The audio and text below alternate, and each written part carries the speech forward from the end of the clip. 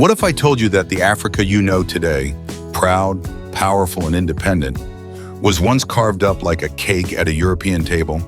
For centuries, empires thrived off African labor, land, and blood. But something changed. Leaders rose. Revolutions ignited.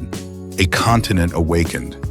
In this video, we uncover the untold journey of Nigeria, Ghana, and Kenya. Three African powerhouses that stood tall, fought back, and said no more to colonial domination. This isn't just history. This is a story of resistance, resilience, and revolution. Stay with me. You won't want to miss this. Before we talk about independence, we need to go way back to the 15th century. This was the beginning of something horrific, the transatlantic slave trade. From the 1400s to the 1800s, millions of Africans were ripped from their homes and shipped across oceans like cargo. And guess who fueled this brutality? The Portuguese, the Spanish, the British, the French, the Dutch. Africa was bleeding. By the time the slave trade ended in the 19th century, the damage was catastrophic. But Europe wasn't done. They wanted more: land and resources, power.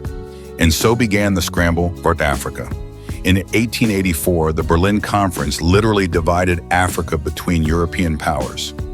No Africans were invited. No African voices were heard.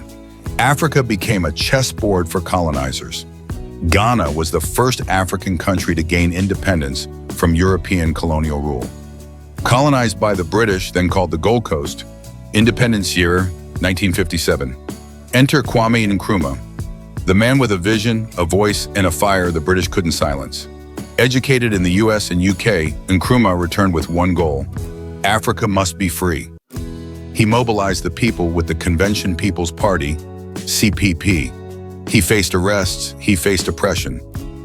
But he also built a movement, March 6, 1957. Ghana becomes free. And Nkrumah declares, the independence of Ghana is meaningless unless it is linked up with the total liberation of the African continent. He didn't just want Ghana to be free, he wanted all of Africa to break its chains. Nigeria, Africa's most populous nation, followed the Ghanaian flame, colonized by Britain. Independence year, 1960. Before the British arrived, Nigeria had empires: the Benin Kingdom, the Oyo Empire, the Kanem-Bornu Empire, all thriving. But by the late 1800s, Britain had turned these kingdoms into British protectorates, eventually merging them into one colonial state in 1914. The British ruled with divide and conquer, pitting the North against the South, Muslims against Christians, tribes against tribes. But the people saw through it.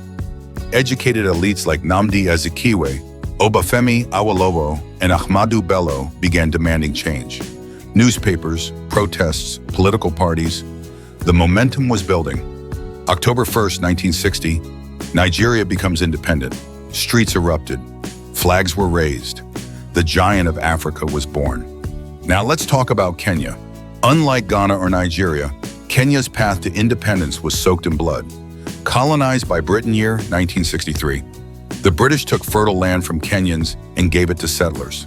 The Kikuyu people were forced off their ancestral lands. By the 1950s, the Mau Mau Rebellion exploded. Freedom fighters, armed with machetes and homemade weapons, took on the British Empire in the forests and highlands. The cost: the British responded brutally. Over 1 million Kenyans were detained, thousands killed, villages razed, but the spirit wasn't crushed. December 12, 1963, Kenya becomes free, and Jomo Kenyatta, who had once been jailed by the British, becomes the first prime minister. Our victory is not merely in seizing power, it's in healing a wounded land. Kenya didn't just win independence. They earned it with fire and sacrifice. Ghana lit the match. Nigeria carried the torch. Kenya turned that fire into a raging revolution. But they weren't alone. Between 1950 and 1975, over 30 African nations broke their chains. Africa was no longer the dark continent Europe imagined. It became a continent of light, strength, and pride. This wasn't just political independence. It was a reclaiming of identity, voice, and soul. Now you know the truth.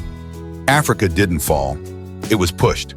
And it didn't just rise, it fought back. If this inspired you, subscribe and hit the notification bell. Drop a comment. Which African hero should we cover next?